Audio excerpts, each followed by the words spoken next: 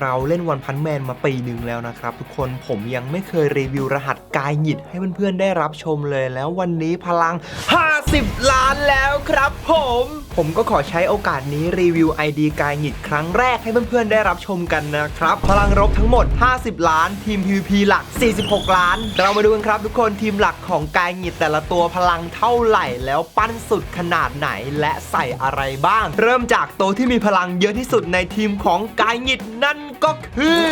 หมาเฝ้าบ้านแมนครับผมมากสุดแต่ไม่ได้มากสุดใน ID ของกายหงิดนะครับตัวที่พลังมากสุดใน ID ของกายหงิดคือกาโร่ตั้งหากเล่าด้วยพลัง9,111,000โอ้โหจะ10 ล้านแล้วครับทุกคนกาโร่ลูกรักของกายหงิดแม้จะไม่ได้อยู่ในทีม PVP หลักแต่ก็ยังโหดและหล่อเท่อยู่นะครับด้วยพลังอันมหาศาลขนาดนี้ตัวแรกที่เราจะรีวิวก็เริ่มจากกาโร่ละกันครับพลัง9 ล้านกว่าใส่อะไรบ้างแต่ก่อนอื่นผมขออัพเลเวลก่อนนะครับพอดี AD ผมเวล114แล้วรังได้ขึ้นมา 2-3 พันก็ยังดี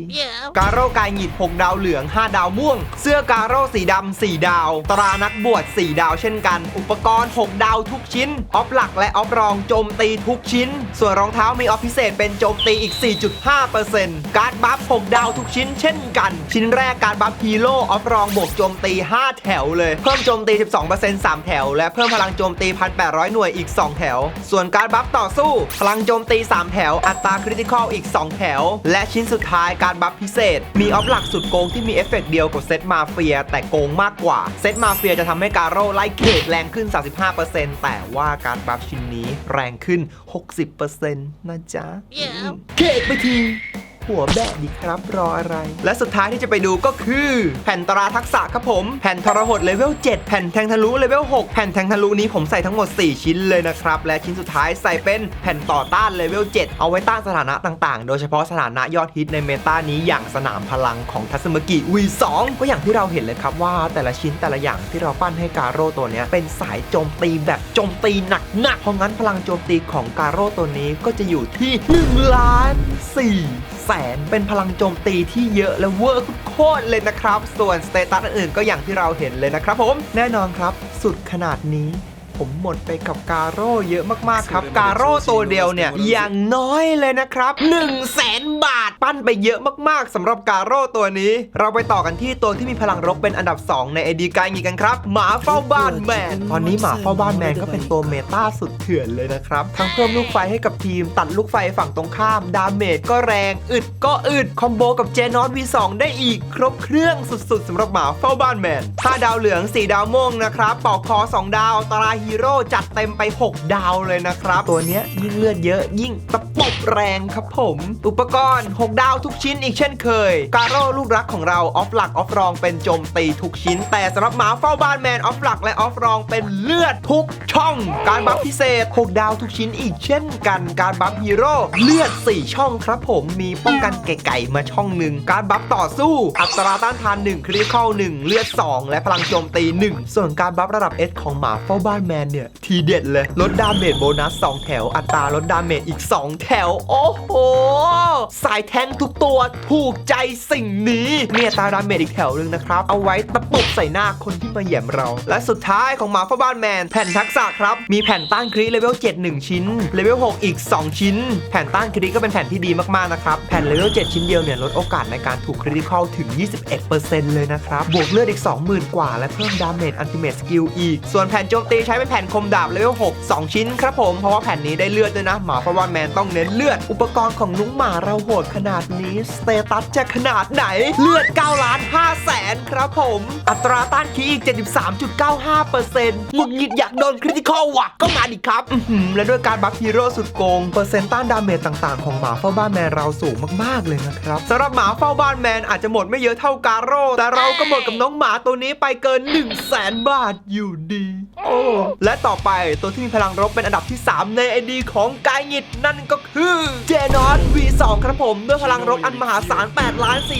8,460,000 ตัวแบกที่มีดาเมจรุนแรงที่สุดในเมตาณตอนนี้เจนอต V2 ลูกรักเหมือนกันสำหรับเจนอต V2 6 ดาวเหลือง 5 ดาวม่วงมี PlayStation 4 4 ดาวตราฮีโร่6 ดาวเหมือนหมาเฝ้าบ้านแมนคล้ายๆกันครับตัวนี้ยิ่งเลือดเยอะยิ่งตีแรงต้องเน้นเลือดหนักๆอุปกรณ์ก็ตามคาดครับเลือด3ช่องเพิ่มเติมคืออัตราคริติคอลช่อง1และ6 ดาวทุกชิ้นส่วนการบัฟตราฮีโร่จะเป็นเลือด4แถวสปีดแถวหนึ่งการบัฟเทคนิคอัตราคริติคอล3แถวเลือด1แถวและป้องกันไกลๆอีกแถวหนึ่งและสุดท้ายการบัฟฮีโร่ระดับ S เป็นการบัฟที่พิเศษมากๆเพราะว่าศาสตราจารย์กายหยิบได้ทดลองนำเซลล์ของโบรอสเข้ามาผสานในการบัฟแผ่นนี้ออฟหลักเป็นเซลล์โบรอสครับผมเวลาที่ติดคริติคอลจะทำให้เป้าหมายหลักโดนดาเมจเดี่ยวที่รุนแรงดุดดั่งลูกเตะราชันของโบรอสและออฟรองสุดขี้โมอัตราดาเมจ3แถวคำนอนออฟโกงขนาดนี้มีอีกไหมแผ่นทักษะแน่นอนอยู่แล้วแผ่นหัวใจเลเวล7นะครับบวกเลือดถึง 42,000 เลยนะครับแผ่นหัวใจเลเวล7แล้วก็เพิ่มเลือดเป็นเปอร์เซ็นต์อีก 3% ด้วยแล้วก็แผ่นคมดาบเลเวล6อีก3แผ่นแผ่นคมดาบมันเพิ่มเลือดเนาะเจนอตเน้นเลือดแผ่นตั้งคริอีกแผ่นหนึ่งแผ่นนี้ก็เพิ่มเลือดเหมือนกันและแผ่นสุดท้ายแผ่นแทงทะลุเลเวล6ครับผมเอาไว้เจาะบล็อกฝั่งตรงข้ามเวลาที่เราตีติดบล็อกดาเมจจะเบาลงแผ่นแทงทะลุก็ช่วยลดอัตราบล็อกอีกฝั่งเลือดอยู่ที่8,100,000โอ้โหระเบิดปืนจักรกลผสานกับเซลล์โบรอสไปทีตัวแตกแน่นอนแต่รองอื่นๆก็ประมาณนี้ครับผมอัตราดาเมจกับอัตราทำลายสูงมากๆนะครับอัตราคริติคอลก็ล่อไป 97% เมตาในตอนนี้ผมแนะนำให้ปั้นพวกอัตราคริติคอลให้พวกตัวโจมตีของเราด้วยนะครับเพราะหลายๆตัวละครอย่างโกเคสึคาซึมะกิ V2 ยุงร่าง2จะมีพาสซีฟลดดาเมจทุกอย่างที่ไม่ใช่คริติคอลนะครับอย่างยุงผมเนี่ยดาเมจทุกอย่างที่โดนตัวยุงจะถูกลดลงไป 45% แต่ถ้าเกิดติดคริติคอลเนี่ยเอฟเฟกต์นี้ก็จะไม่ทำงานครับผมเข้าเนื้อเน้นๆคริติคอลทำให้เราโจมตีแรงขึ้นแล้วยังทำให้พาสซีฟตัวละครพวกนี้ไม่ทำงานอีกด้วยเพราะงั้นคริติคอลคุ้มครับผมสำหรับในเมตานี้สำหรับเจนอต V2 ลูกรักก็ทะลุแสนเหมือนกันโอเคตัวต่อไปครับผมตัวที่พลังรบเป็นอันดับที่4ของทีมกายงิดเกียโรครับผมสำหรับเกียโรเนี่ยถ้าเรามีงบไม่สูงผมอยากแนะนำให้ไม่ต้องไปปั้นมันเยอะนะครับไม่คุ้มเท่าไหร่แค่เอาเข้าทีมมาแจกพาสซีฟแจกคอก็พอแล้วเกียโรกายงิดมีพลังรบอยู่ที่8,400,000ครับผม6 ดาวเหลือง 5 ดาวม่วงที่ผมปั้นเกียโรสุดขนาดนี้เพราะว่าสงครามกิลด์ครับผมแบกรับภาระหน้าที่ที่ต้องปกป้องกิลด์งิดถ้าเกิดเกียโรผมโดนตีแตกเนี่ยจะส่งผลให้พาสซีฟเกียโรไม่ทำงานครับผมพาสซีฟเกียโร5 ดาวม่วงจะเพิ่ม Max HP ให้กับเพื่อนร่วมทีม 25% ทั้งทีมคอมโบกับคอเกียโรของตัวเองจะเพิ่มขึ้นอีก4เท่าเป็น 100% ก็คือเพิ่มหลอดเลือดอีกหลอดนั่นเองครับถ้าเกียโรเราตายในสงครามกิลด์ก็เท่ากับว่าหลอดเลือดเราจะหายเป็นหลอดหนึ่งและส่งผลให้พวกเจนอต V2 กับหมาเฝ้าบ้านแมนทำดาเมจได้เบาลงด้วยนี่ก็คือเหตุผลที่เราปั้นเกียโรสุดขนาดนี้เรามาดูของเกียโรกันครับว่าปั้นอะไรบ้างโดรนสอดแนมของเกียโร4 ดาวตราระดับมังกร6 ดาวครับผมหนาจัดครับยืนได้ทั้งวันอุปกรณ์6 ดาวออฟหลักออฟรองเลือดทุกช่องการบัฟชิ้นแรกการบัฟปีศาจเลือด5แถวการบัฟพลังต้านทาน3แถวก็มาดีครับดีบัฟสนามพลังของทัศมกินายนะแม่นยำกับพลังโจมตีอีกแถวหนึ่งส่วนการบัฟที่สุดท้ายการบัฟขั้นมังกรแผ่นนี้เฉยๆครับไม่ได้สุดเท่าไหร่มีแค่เลือดกับอัตราลดดาเมจที่สำคัญและทุกชิ้น5 ดาวหมดนะครับไม่6 ดาวเพราะว่าทรัพยากรหมดแง้วแผ่นทักษะโฟกัสที่แผ่นป้องกันพอครับแผ่นโอลหม่านเลเวล7จะทำให้เราโดนอัลติเมทสกิลเบาลงถึง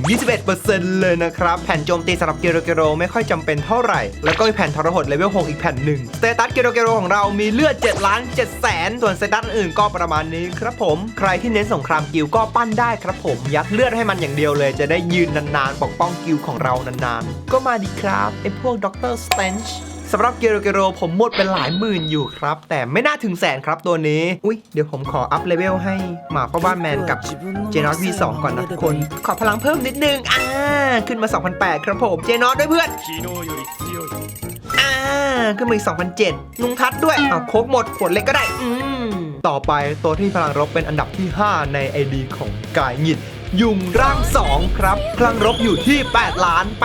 8,88,000 5 ดาวเหลือง 5 ดาวม่วงตัวละครที่จะอยู่ในเมตา PVE ตีบอสไปอีกยาวๆเพราะมีอัลติเมทสกิลดาเมจเดี่ยวที่รุนแรงและพาสซีฟไล่โจมตีสุดเถื่อนของสวมใส่ยุงกายหงิดมงกุฎมอสคิโต้3 ดาวตราระดับอสูร6 ดาวอุปกรณ์ออฟหลักโจมตีทุกชิ้นส่วนออฟเราจะมีอัตราคริติคอลกับดาเมจคริติคอลด้วยอย่างที่บอกไปเลยครับว่าตัวโจมตีของเราเนี่ยเมตาเนี้ยเน้นคริคุ้มครับและแน่นอนว่า6 ดาวทุกชิ้นการบัฟก็6 ดาวทุกชิ้นเช่นกันแผ่นแรกโจมตี5 แถวครับผมไล่โจมตีหนักๆการบัฟพลังโจมตีแถวหนึ่งคริติคอลอีก3 แถวการบัฟอสูรอัตราดาเมจ2 แถวลดดาเมจแถวหนึ่งและพลังโจมตีแถวหนึ่งแล้วก็มีออฟหลักสุดโกงด้วยเหมือนกับการโร่เลยครับผมเอฟเฟกต์เดียวกับเซตมาเฟียแต่รุนแรงกว่ายุงร่างสองผมจะเน้นไล่โจมตีครับผมเข้าไปโฉบทีเลือดอีกฝั่งหมดตัวปาดทีก็ตัวแตกเหมือนกันแผ่นทักษะแผ่นต้านครีเลเวล6แผ่นแทงทะลุเลเวล5 2 แผ่นแผ่นต้านตีเลเวล6แผ่นคมดาบเลเวล6และแผ่นสุดท้ายเป็นแผ่นเกียรติเลเวล7แผ่นนี้ออฟหลักไม่ได้มีประโยชน์กับยุงร่าง2เลยนะครับผมมาเอาพลังโจมตี 3,750 เฉยๆพอดีว่าพวกแผ่นคมดาบแผ่นแทงทะลุมันหมดแล้วสแตทยุงร่าง2ครับพลังโจมตีล่อไป1,100,000อัตราคริติคอล 97% ดาเมจคริติคอลเกือบ 200%ไล่ตอมทีเลือดหมดตัวแน่นอนตอมติดคริติคอลรัวๆสำหรับยุงร่าง2ก็ปั้นไปประมาณ100,000ครับแต่สาหัสเลยกูตัวต่อไปตัวที่ติดเมตาในตอนนี้และจะติดไปอีกปีหนึ่งทัตสึมากิ V2 ครับผมก็เพิ่งจัดคอสตูมใหม่ของทัต V2 มาหมาดๆเลยนะครับสาวน้อยบาร์บี้ทัตสึมากิ V2 ก็มีพลังรบเป็นอันดับที่ 6 ใน ID ของกายงิดตอนนี้เธอยังไม่ค่อยเฉิดฉายเท่าไหร่จะเฉิดฉายในตอนที่ปู่บอมเข้ามาเพราะอัลติเมทสกิลจะทำให้อีกฝั่งติดดีบัฟสนามพลังและดีบัฟนี้สามารถทำดาเมจทะลุโล่ปู่บอมได้รอวันผงาดนะครับไอเทมของทัต V2 กายงิดก็จะมีเดรสดำพลังจิต2 ดาวตาฮีโร่ระดับ S 6 ดาวอุปกรณ์พลังโจมตีทุกชิ้นทั้งออฟหลักและออฟรองแน่นอนครับว่า6 ดาวอยู่แล้วการบัฟก็6 ดาวเช่นกันทุกชิ้นและทุกแผ่นการบัฟต่อสู้พลังโจมตี4 แถวครับผมการบัฟพลังอันนี้เด็ดเลยครับโจมตี3 แถวคริติคอลแถวหนึ่งและมีแม่นยำอีกแถวหนึ่งทัต V2 ต้องเน้นแม่นยำเหมือนกันนะครับถ้าอีกฝั่งมีผลต้านทานสูงแม้ว่าอัลติเมทสกิลฟูยุไคของเราจะทำให้ฝั่งติดดีบัฟสนามพลัง 100% แต่ถ้าเขามีผลต้านทานสูงก็จะมีโอกาสที่จะไม่ติดได้เหมือนกันต้องหาแม่นยำมาทดแทนนะครับชิ้นสุดท้ายการบัฟฮีโร่ระดับ S พลังโจมตี3 แถวและอัตราดาเมจกับดาเมจเพิ่มโบนัสอีกอย่างละแถวแผ่นทักษะต้านคริเลเวล6แผ่นหนึ่งครับแผ่นระห่ำเลเวล7ด้วยได้แม่นยำ 3% นะครับแผ่นนี้ถ้าเลเวล7แผ่นแทงทะลุเลเวล5แผ่นคมดาบเลเวล6แผ่นทรหดเลเวล6และแผ่นแทงทะลุเลเวล5อีกแผ่นหนึ่งหลักๆทัต V2 ต้องเน้นโจมตีครับพลังโจมตีก็อยู่ที่ 1,280,000 ยิ่งพลังโจมตีแรงดีบัฟสนามพลังของเราก็จะทำให้นายลงไปนอนดันทัตสึมากิ V2 ก็ทะลุ100,000เหมือนกันอนาคตหมดเยอะเท่าการโร่แน่นอนตัวนี้นี่มันเพิ่งเริ่มต้นออเดิร์ฟเฉยๆต่อไปเป็นตัวสุดท้ายแล้วครับตัวที่พลังรบเป็นอันดับที่ 7 ใน ID กายหงิดแต่ด้วยความสามารถที่มากมายเลยทำให้เขาได้อยู่ในทีม PVP หลักของกายหงิดหน้ากากหวาน V2 ครับอะฮัมสักบทเพลงไหมจ๊ะ